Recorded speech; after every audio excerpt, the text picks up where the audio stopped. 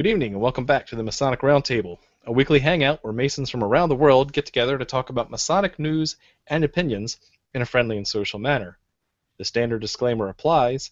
The thoughts and opinions expressed here are solely the opinions of the participants and do not represent any Grand Lodge statements or positions. Make sure you keep your conversations open for the public and on the level. Tonight, as usual, we are soliciting questions and comments from you via Twitter at Mason Roundtable or on our Facebook event page. My name is John Ruark. I'm a past master of the Patriot Lodge, number 1957, in Fairfax, Virginia. And I'll hand it off to Robert Johnson. Hey guys, Robert Johnson here, current master of Waukegan Lodge 78 and host of Whence Came You Masonic Podcast. Awesome. And last but not least for right now, Jason Richards. Here comes Juan Sepulveda. Hey guys, my name is Jason Richards. I am the Junior Warden of Acacia Lodge number 16 in Clifton, Virginia, and the writer of the blog The 2-Foot Ruler, Masonry in Plain Language. Haven't seen a lot of new content from you on the blog lately. That's because I've been busy writing pieces for the Midnight Freemasons. Ah, touche. Touche. Spit take. I was trying to stall here while Juan was getting his act together, but he can introduce himself when he finally gets into the room. Certainly. Okay. Well, moving right into our normal set of agendas, we've got Masonic news, and boy, do we have a lot of Masonic news. Really? No. Really? Surprisingly. Yeah, we do. A lot happened in the past week.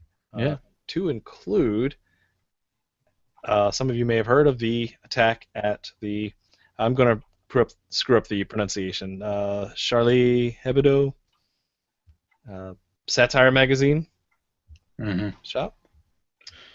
And it came from news from Chris Hodap's blog, which I am bringing up as we speak, that there are actually 2 Freemasons that were killed in the attack. So, out of the 12 victims, that 2 of them were identified known Masons in France.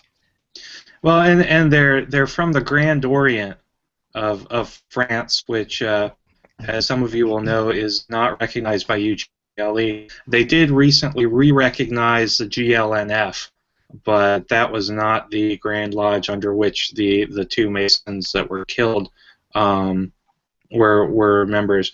Interestingly enough, the Grand Orient of France is the Grand Lodge in France that does not have a requirement for belief in the Supreme Being for membership.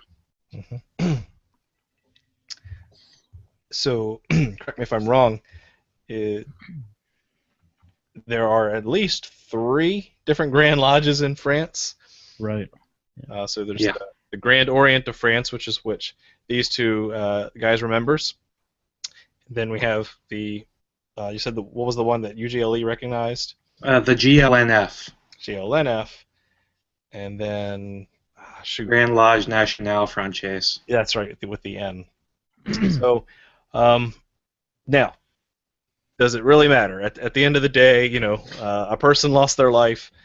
Or 2 people that were actually members of a similar fraternity to what we have, and my take on that is, regardless, they were good men trying to make themselves better in the system that they followed, right? So it's still a sad day for friends and brothers. So one of the things that I thought was really interesting and really heartening to me was the outpouring of support for these brethren on social media, because we've been harping on social media quite a bit for bashing clandestine or perceived clandestine Masons, and for everybody to be really supporting these guys, despite the fact that their Grand Lodge is not recognized by UGLE or the jurisdictions in the United States. I think it shows a lot of caliber. Absolutely. Mm-hmm. Okay, in other Masonic news, as a reminder, Masonic Week is coming up. And for those who don't know or haven't heard an earlier episode, which is actually coming up to what our very first topic was on episode 1. we had here in Reston, Virginia, very close to where Jason and I are from, is the York Rite side of Masonry has an annual Masonic week in which they really go into detail with some of the appendant bodies. There's a little bit of detail there, and you can see it is January 28th through February 1st. I think if you wanted to get a hotel room, you're kind of past the deadline. Oh, the deadline for the hotel has been extended. Look at that, to January 23rd. And if you want to pay for meals, they have a link as well. And I think they'll take that up to the last week of January. So there's a lot of information there. Jason and I plan on being there. I know that I plan on being there for some of Friday and pretty much all of Saturday. So yeah, I'm planning to be there all of Saturday if I can, and probably Friday afternoon. I'm not sure when I'll be able to get out of work or not. Right. But also, Friday, January 30th, also one of the days of Masonic Week, Jason and I are going to slip out earlier to go to the hosting of Charles M. Harper. He'll be in town for Masonic Week, and so I decided to scoop him up. If you may remember, during our clandestine Masonry episode, Episode 17. 17. Gosh, I knew you'd have it right off the tip of your tongue. Charles Harper, an excellent speaker on clandestine Masonry, is going to talk about his new book as well as clandestine Masonry in general at the Patriot Lodge, number 1957. Sounds familiar. As a reminder for those who are in town for Masonic Week, this is an open thing and open for EAs and fellow crafts and guests as well. Just an interesting fact that I was going to mention is that Patriot Lodge has no lodge building, so we will be in a local lodge, Acacia Lodge, number 16, out in Clifton, Virginia, and you can see the address there. That's my mother lodge, actually. Yes, so. And it is awesome. So if you guys haven't been to that lodge, Oh yeah, pretty awesome. I forgot you've been there, haven't you? It was very, it felt authentic Masonic. It was really nice. Nice. So definitely, It's that country lodge feel. It's amazing. It's also small, which means people are going to be packed in there pretty tightly, but it's going to be an amazing time, and Charles Harper is a fantastic speaker. Mm-hmm. Yeah, and you don't have to worry about it getting too hot in there with all the people because it's in January.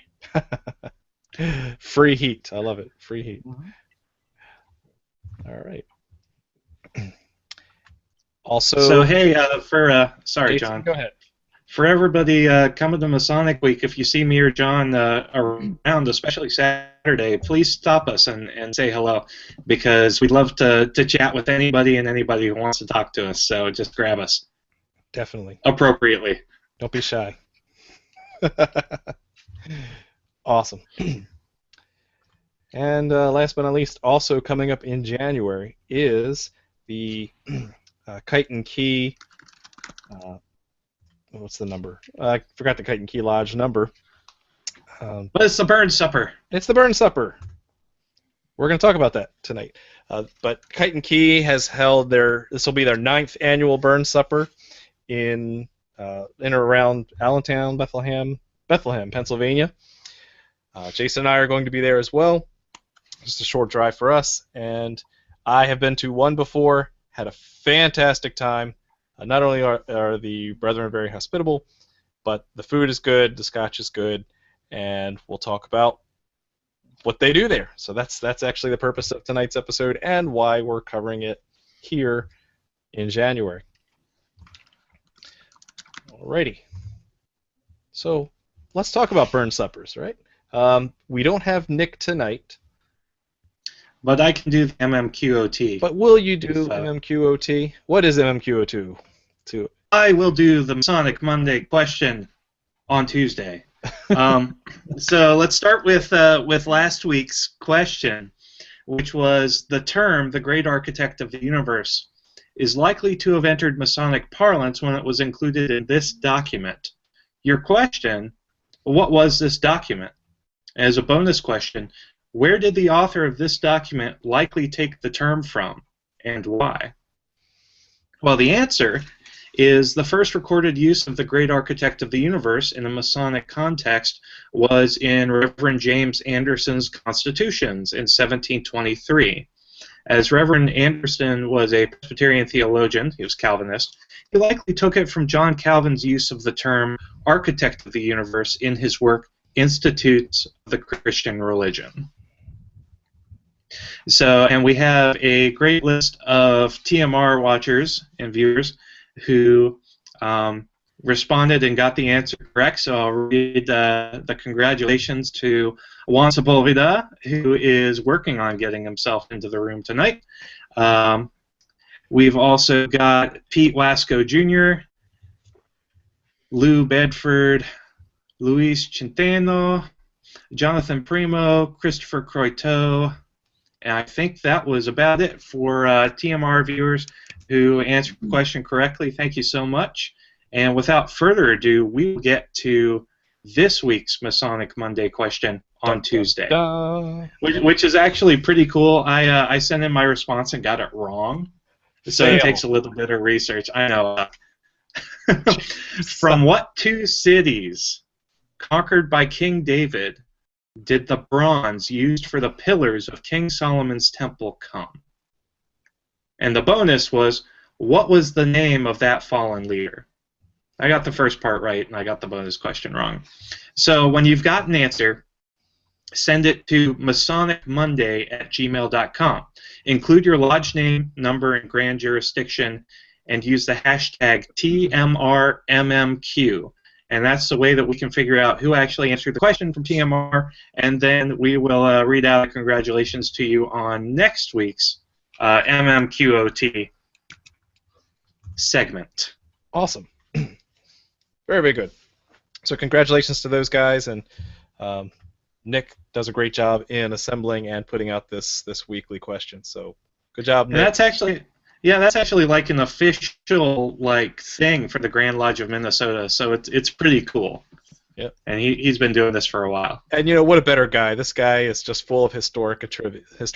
So he's a walking encyclopedia. Indeed. Okay. The topic tonight.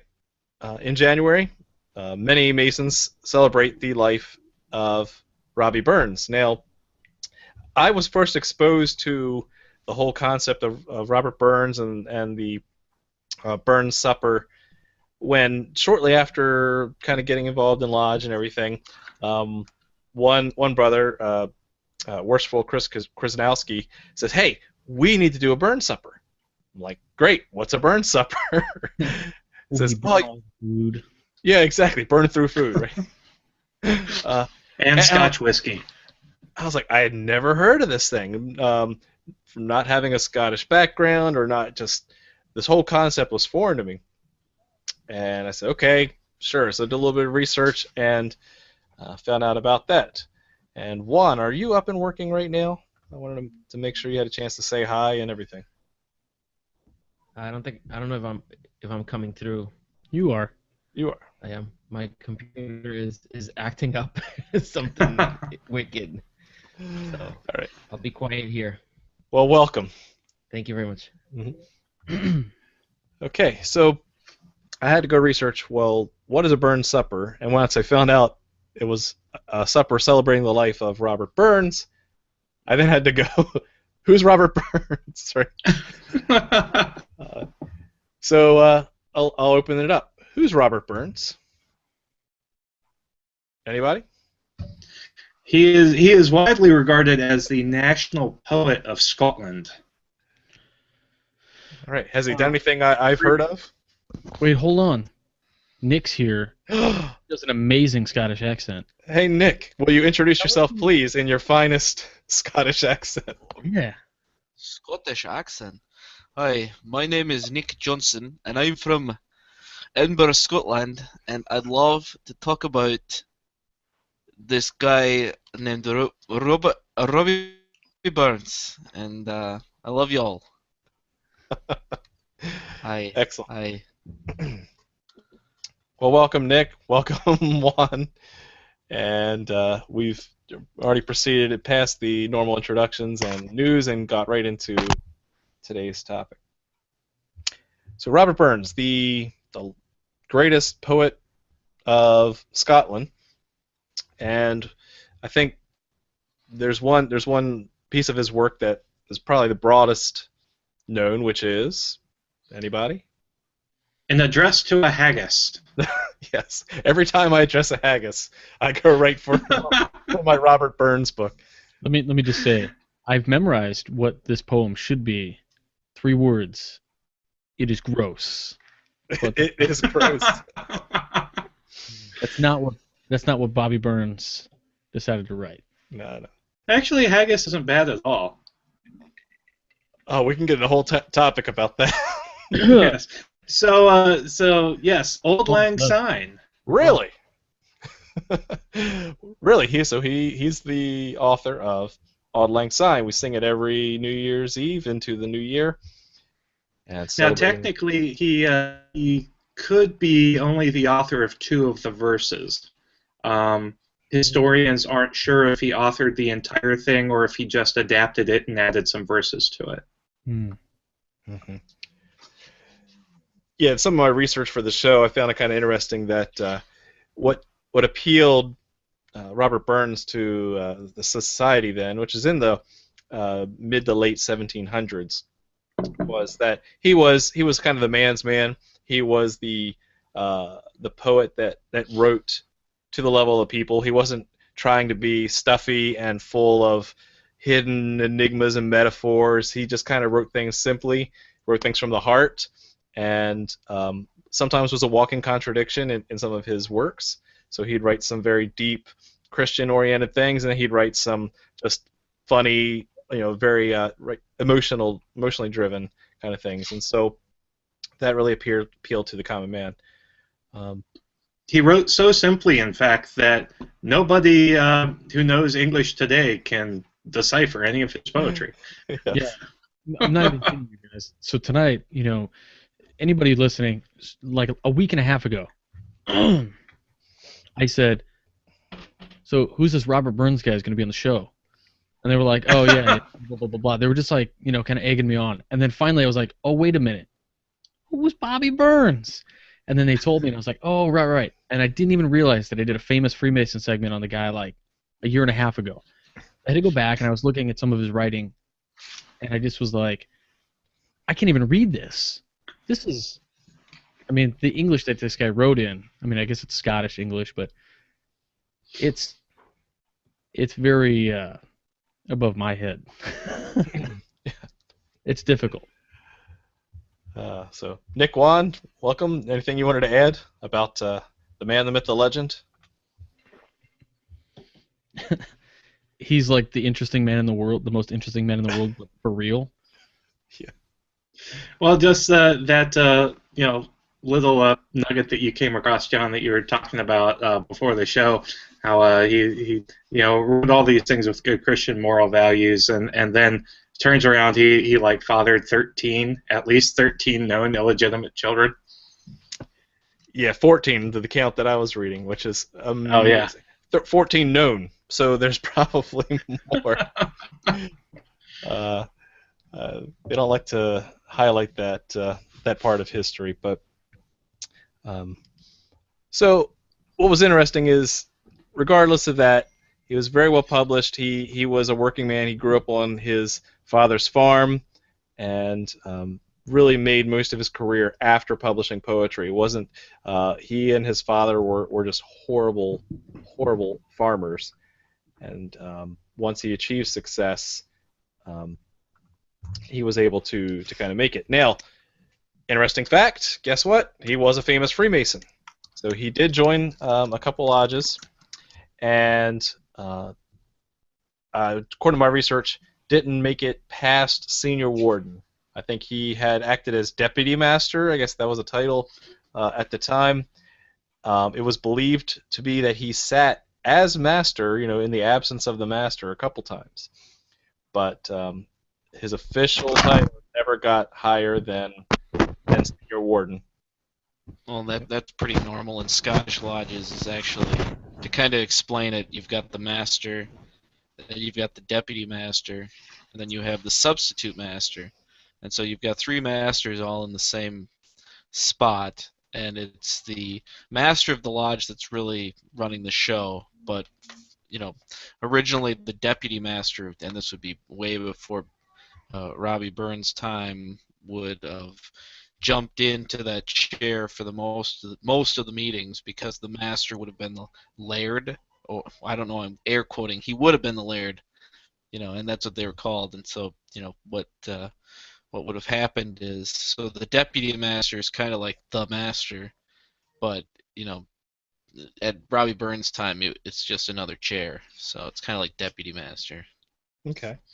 So It's interesting because he died really young. He was only 37, the age that he died. So I would imagine that had he lived a bit of a longer life, he may have actually become master of his lodge.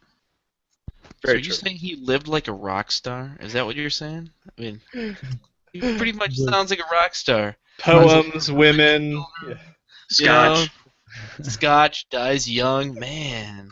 This guy was like rocking out. He's the Michael Arden of Masonry. You have to read Jules Verne, Earth to the Moon. The description of Michael Arden is the most interesting man in the world. Nice. All right. Well, Robbie Burns was definitely the most interesting man in Scotland.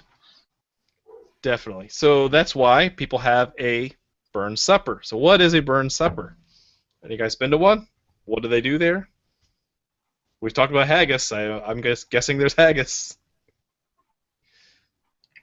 Well, this is going to be my first one coming up, the Kite and Key Lodge. I believe that's on the 24th. Yes. And from my research, you have the traditional Scottish fare, which must include haggis, and then you have Scotch whiskey, and it's really just a dinner to celebrate Scotland and to celebrate the life of Robbie Burns. So you all sit down and eat and drink, and then just spend the entire night like toasting the poet and reading his works and all sorts of other Scottish works. I've seen references to people reading like Robert Louis Stevenson, who was another Scottish author. It's just a time to hang out and have a good time. Right. So I've been to one. Have any of you guys ever been to one? Nick? I have actually never been to a Robbie Burns, but it's mainly because it's all the way in Duluth, and that's like 2.5 hours. So I know I'm a terrible Mason. John, it looks like you're all by yourself on this one, buddy. Hey, it's a good time. It really is. I was impressed. I don't have a lot of background in Scottish culture, but I think in addition to what you said, you also look forward to many readings of Scottish poetry, primarily from the man himself, Robbie Burns. So stay tuned for that and brush up on your Scottish accent. We'll never be as good as Nick's, but there's a lot of hard to decipher poems that night. They get easier to decipher after a couple rounds of Scotch. Right. Yeah, and you start pronouncing the words more correct after 3 or 4 scotches. Very, very true. No water though. Well, I'm still trying to wrap my head around haggis. Not literally, because that's disgusting. But, all right, so it's kind of. That's what you do when you eat it. Oh my god. For the uninitiated, what is haggis, Nick? I'm trying to think of how they say it on So I Married an Axe Murderer, where he's like, it's a delicious Scottish dish that has all the entrails inside a sheep's stomach. It's like, oh. And then I think the Mike Myers character said something like, when he was asked, do you even like haggis? And he's like, no, I find it repellent in every way. I think most Scottish cuisine is based on a dare. I'm like, that's got to be it. It's like, oh, God. Ugh. Right. So here's a picture of what haggis looks like. Go ahead. It's actually prepared differently in the U.S. than it is in Scotland. Because in Scotland, they use the lungs, kidneys, liver and heart of sheep, and they mix it in with oats, and it becomes like almost like a sausage type of consistency, and Expletive spices. deleted. And then they boil it in the sheep's stomach, and that is haggis. Now, in the United States, the Food and Drug Administration prohibits the use of lungs in cooking, so it's just the liver, kidneys, heart. And We're weenies here. That's horrible. we are. No kidneys? That sucks. I don't know what I should eat. Come on. Now it's funny. Over Christmas, I was visiting a Scottish store, and they had canned haggis, but they also had canned vegetarian haggis, What? Okay. and it really just didn't make any sense to me. It's like, is it just oatmeal with haggis spices? I don't understand. That's bizarre. So Scottish cuisine is a big mystery, and you just kind of have to go all in. Mm-hmm. Now, Jason, you had a good summary of why the big event, why the culmination of a celebration of this Freemason's life. Yeah, well, I mean, it all goes back to, why do we care? Why as Masons do we celebrate this man outside the fact that, hey, a lot of people knew about him and he just happened to belong to our fraternity, which is why we celebrate a lot of other famous Freemasons. And it just gets back to the liberal arts and sciences that we hold so dear as a fraternity, specifically the trivium, when it comes to the grammar, the rhetoric, the logic, the art of communication, and it also flows into the sciences aspect with music, because a lot of Robert Burns's poetry was actually set to music. He was often called the Bard of Scotland because he would sing sing his poetry according to different traditional Scottish folk songs, which I will not attempt to do for you today. Thank you. Yes. So I don't have quite the angelic voice that Nick does.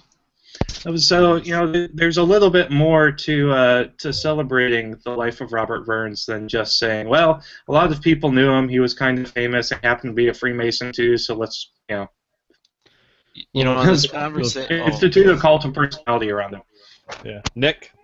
Well, it kind of actually goes even further out. I've always been curious about Masonry's kind of love with Scotland over almost anything else. I mean, we have Scottish bagpipes, we have, pay the piper, and you give him a thing of scotch. I've always been curious why it seems almost like Freemasonry is, it's almost in love with that part. Not England, not Ireland. It almost always comes back to Scotland. Well, And do you I've think always it been could curious be? about that. Do you think it could be? We pay a lot of reverence here in the States to United Grand Lodge of England because that's where a lot of our colonial lodges were formed. But they were also formed from Grand Lodge of Ireland, Grand Lodge of Scotland. So there is a sovereignty that was already there at the same time the Grand Lodge of England forming as well as the Grand Lodge of Scotland. So I wonder if that, due to its just fingers being spread throughout the colonies, as well as I know that it's even made its way through to north-south or Australia. Yeah. New South Wales. New South Wales, not North South Wales. New South Wales, Australia. Well, and that's actually kind of interesting too to point out that actually Scotland at the time was, unsure about the idea of a Grand Lodge system, and so you have Kilwinnig lodges. You can find them all over, little words here and there, lodge names of Lodge Kilwinnig number 5 or something like that all over, and it's just kind of interesting that Scotland just kind of rides within the culture of Freemasonry. We have Bobby Burns Knights. We have pipers. Most Grand Lodges have a Grand Piper. I mean, that's wild. And so it's always been kind of curious to me. And maybe it could be that Scotland always, if you ever look back in the historical records, it's one of the few places where operative and speculative, you can actually see where it was transitioning from, operative into speculative, and even how they organize, and their lodges, where you have the laird as the master, and that would have been normal for an operative lodge, that transitioned into one where the master himself is is no longer a laird, but it's still a position of high authority within that lodge, and it's just amazing to me that Scotland just pervades within the culture of Masonry, even in this country, in Canada and Australia. It's just amazing to me. Hmm. Now, another thing I was going to look into was going again to my second ever Burn Supper this month, was the concept of, is there a Masonic tartan? Now, for the uninitiated, the tartan is the plaid print pattern for your kilt, which actually represents a lot. It represents which clan you originated from back in Scotland. And amazingly, a couple of years ago, the Grand Lodge of Utah, I believe, yes, came up with their own print of the Freemasons Universal Tartan. And guess what? You can buy one. So the prices are a little high, but I mean, they got everything. If you want a whole kilt and bow tie, Jason, they've got plenty of things, and they describe how they design the colors and the pattern. But the short version is they try to take all the colors of Masonry, red, blue, purple, white, etc., and put them into a pattern, so it represented Freemasonry universally. But I don't think I will be getting one in time for this upcoming Burn Supper. Yeah, I was hoping that those guys would be at Masonic Week this year, so I could snag one. So I don't know if your Masonic lodges do the Robert Burns dinner, but I cover this in a presentation I do on colonial masonry. But there's something that's called the St. Andrew Society, which was initially developed in New England to help poor Scotsmen coming into the U.S. And a lot of the societies of St. Andrew still operate today. So, for instance, right now in Greater St. Louis, the Scottish St. Andrew Society is having their 43rd annual Robert Burns dinner. Granted, it's not Masonic, but if you guys wanted to check one out, you can just check out St. Andrew Societies in your local areas and check out those dinners. Cool. So anyway, it's in the idea of Masonic tartan is interesting because you have the Grand Lodge of Scotland, which did a really interesting article on why there can't be a true Grand Lodge of Scotland or a true universal Masonic tartan. And I was looking at the website and the article tonight and and it appears the Grand Lodge of Scotland's webpage has gone down. It has. The hosting fees.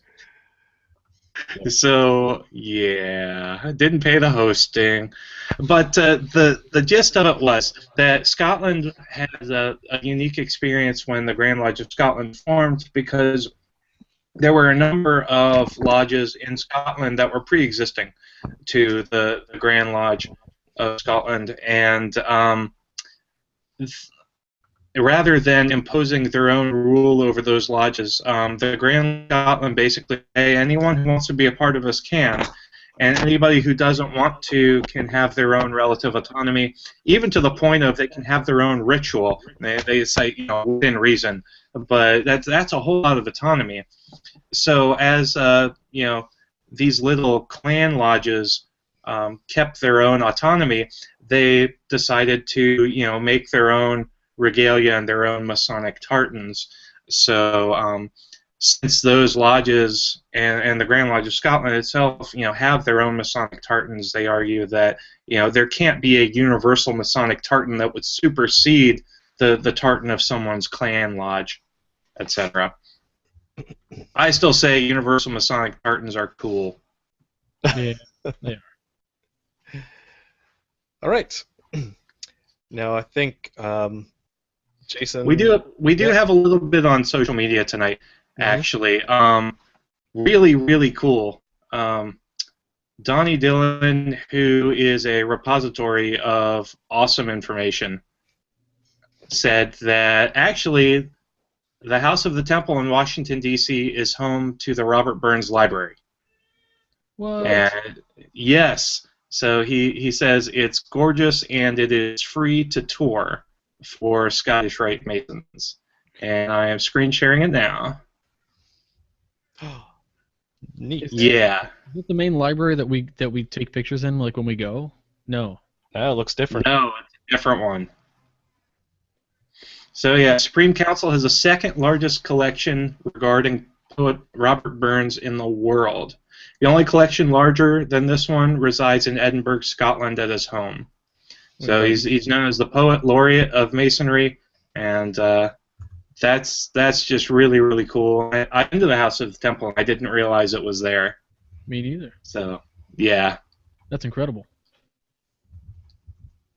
Yeah, and we've got Joe Vanderstelt, who has been sharing some of Burns's poetry with us on our Facebook page. So check that out. I am not going to read all that because, again, it's nearly indecipherable. And at this point, I will leave us with one more gem from our brother and buddy Donnie, who says, "You can't wrap your head around haggis. How about I wrap a haggis around your head?" Genius. Oh, man. Yeah. And that's all we've got, really, for social media tonight. However, I don't think it would be proper to do a show about Bobby Burns without reading a little bit of his poetry. Specifically, he's got one called the Masonic Song. And Nick, did you want to read that one? All right, let me bring that up so I can make sure I don't screw it up. You will. I'll tell you what. While you're reading that one, I'll read a fragment of a 1782 poem called "Fickle Fortune," which strike me as pretty cool given the destitution that we experience, as part of entered apprentices and some of the moral lessons of some of the degrees of Masonry. Though fickle fortune has deceived me, she promised fair and performed but ill. Of mistress, friends, and wealth bereaved me. Yet I bear a heart shall support me still. I'll act with prudence, far as I'm able, but if success I must never find, then come, misfortune, I bid thee welcome. I'll meet you with an undaunted mind. And so I thought that was just a really neat poem for us as Masons who are taught to extend brotherly love and benevolence to each creature we meet. Beautiful. Definitely. I have to say, when you told me the name of it, I thought it was just going to be about cheap Masons. But, yeah. So thanks, Jason. Awesome. All right, Nick, go for it. Alright, let's see if I can pull this off. Ye sons of old Killy, assembled by Willie, to follow the noble vocation, your thrifty old mother has scarce such another to sit in that honoured station. I've little to say, but only to pray, as praying's the ton of your fashion. Wow, I'm getting all Irish here. A prayer from the muse you well may excuse, 'tis seldom her favourite passion. Wow, that sounded really spooky too. Ye powers who preside over this wind and the tide, who marked each element's border, who form this frame with beneficent aim, whose foreign statute is order. Within this dear mansion may wayward contention or withered envy ne'er enter, May secrecy round be the mystical love be the center. I wish I knew what the melody was. It's a nice little poem. But Once you decipher them, they're pretty good. yeah. Well, it's always, that's the thing with poetry too, is I kind of like poetry, and so it's one of those things that once you kind of you have to view poems in both its lyrical style, and then you also have to draw out from it the meaning of every word, because every word is placed for a particular purpose. And one of the best ways to understand poetry is to read them aloud. And that's what I've always been taught. I agree. Is to just read a poem aloud, and it makes a lot more sense. If you read every poem the same way you read Dr. Seuss, you'll be good to go. Yes. I'm just absolutely.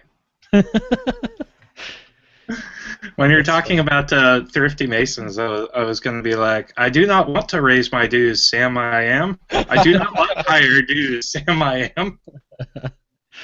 Yeah, that's I would not, could not in a TO lodge. I would not, could not in a table lodge. right there. On that note, let's start wrapping up, because we've done a good job covering a lot of the history. I had to do a lot of research for this show, but I can definitely appreciate the respect for Robert Burns and what he contributed to the knowledge of poetry throughout Scotland, throughout the world. With that, I'm gonna save my poem for the very end and let Robert kick things off in closing. Oh, geez. So anyway, admittedly, didn't know a whole lot about Robert Burns. This was a learning show for me, as 90% of these shows are. You guys, so much amazing. That's the beauty of the show, is I get to hear and hang out with these guys who were brilliant. And I just got to say thanks for carrying the show this evening, guys. I know when I speak for Juan and myself, that we did learn, and I thank you for that. And thanks for everybody watching. And if you like Masonic podcasts, check out WCY Podcast or Whence Came You. We started a new segment called the Esoteric Freemason Minute, which is actually about 12 minutes long, but you can't really have esoterics in a minute. So I'd just like to thank Brother Matt Wonacki, who is our host for that segment. He did a great job, and I've gotten a lot of positive stuff about it. So thank you all for hopping back on the show after the break we had last year. And that's it, guys. Thank you so much. Awesome. All right, let's move off to Nick Johnson. All right. Well, I really enjoy reading Robbie Burns's poems. They're really amazing, and it's kind of funny. We don't hear a lot of lyrical things and odes and other things delivered in a Masonic lodge, and it's one of those that we have to remember that in the lodge setting, poems and songs would be sung, and so this makes sense that we have all this stuff here that would be used by our past brothers. And I personally, I wish we would bring things like that back, because they really do create a different experience within the Masonic Lodge. It's the hearing part that is really nice. But I would suggest anybody, if you can. I had a fun week reading through different poems that he had, and of course I'll read a poem, just the first stanza of it, and you'll recognize it if you've been to any table lodge, and you'll recognize some of the words because they get repurposed in something you'll find in a lot of table lodges. But is there for honesty poverty that hangs his head and a' that? The coward slave we pass him by, we dare be poor for a' that. For a' that and a' that our toils obscure, and a' that the rank is but a guinea stamp, the man's the gold for a' that. And I've you find that phrase at the very end of that stanza in a lot of the table lodges, and it really is. I mean, a beautiful sentiment. The idea of that we're all upon this level, that everybody's rank is the same, and so I really enjoyed that. Let's see. My blog is millennialfreemason.com, and yes, I did post something, and yes, I will be doing that every week, and yes, you're welcome. Uh, and so yeah, I will have more content. I've got all kinds of things coming down the pike, and I think you'll like them. I'm also on Reddit, reddit.com/r/Freemasonry. It'll change your life. Also, York Rite, Scottish Rite is on there. You can also find, I don't know, some other weird stuff. We've got Masonic Drama. That's the new subreddit, and it's one where we essentially it's kind of like if you've ever been to Reddit says, it's a subreddit of weird stuff that people say. It's the same kind of thing, only Masonic. That's kind of fun. Nice. You can also find Masonic memes or something like that. I think it's Freemasonry memes. So yeah, we've got all kinds of subs about Masonry. So yeah, I'll catch you guys on the flip side. Very cool. All right, Juan Sepulveda. Good evening, brothers. My name is Juan Sepulveda. I am a member of Orange Blossom Lodge, number 80. Brothers, I apologize for my absence. My computer has sabotaged me yet again.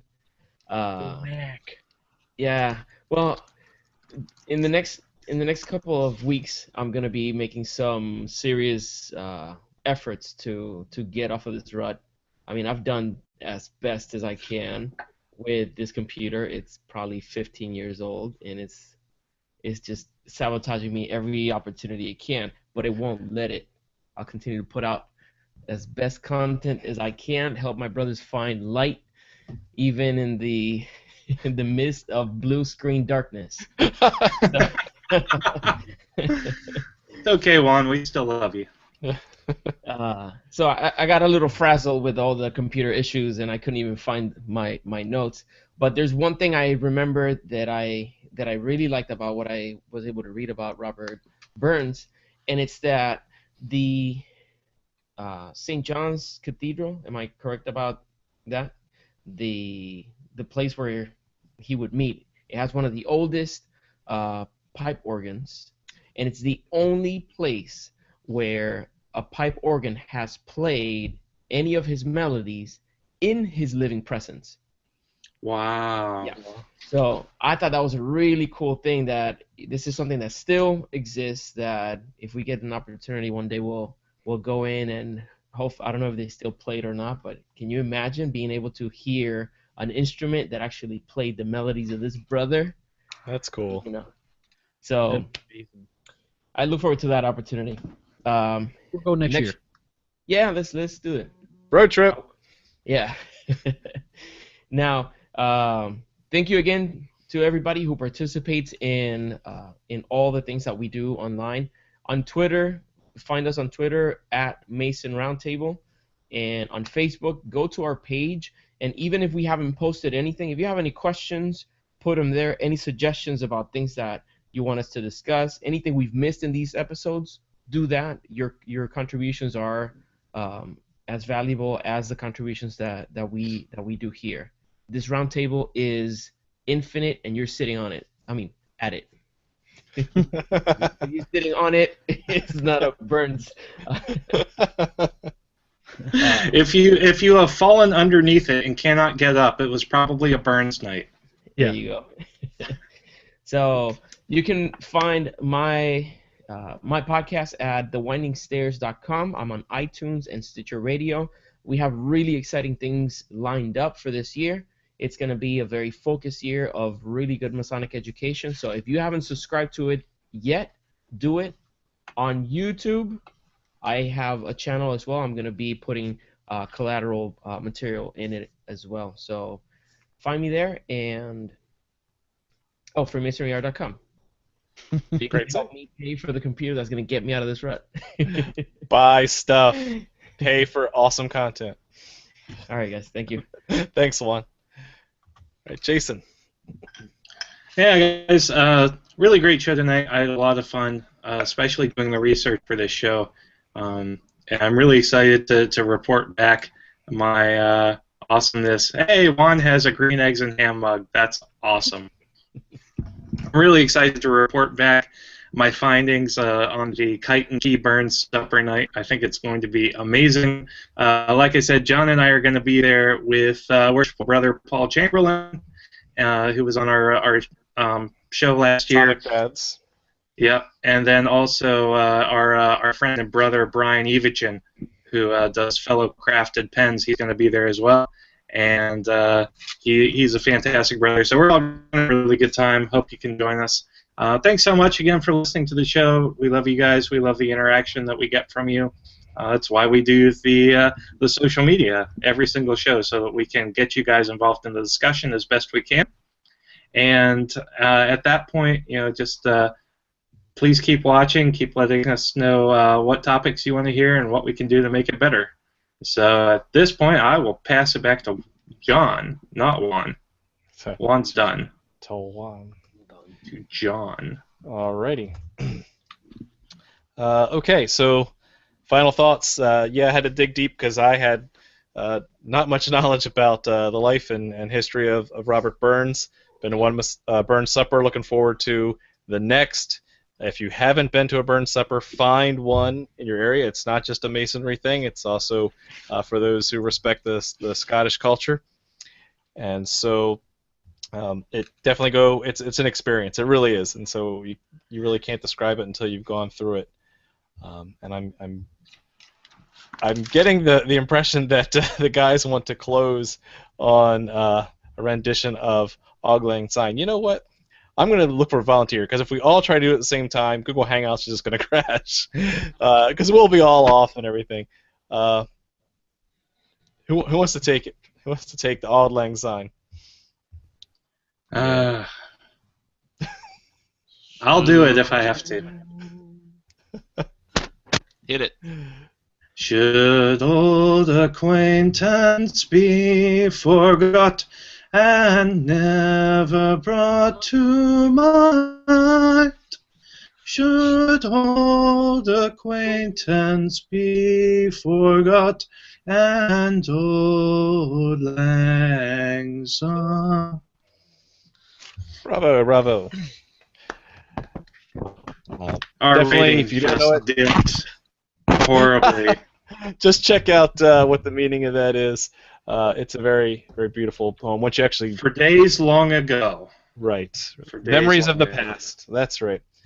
And I will close with the first stanza of another famous Masonic Burns poem entitled "Adieu, a heartwarm fond adieu." I guess it's good for closing. Adieu, a heartwarm fond adieu, dear brothers of the mystic tie. Ye favored, ye enlightened few, companions of my social joy. Though I to foreign lands must hie, pursuing fortune's slidry bay, with melting heart and brimful eye, I mind you still, though far away. With that, thanks for watching, and keep searching for more light. Have a good night.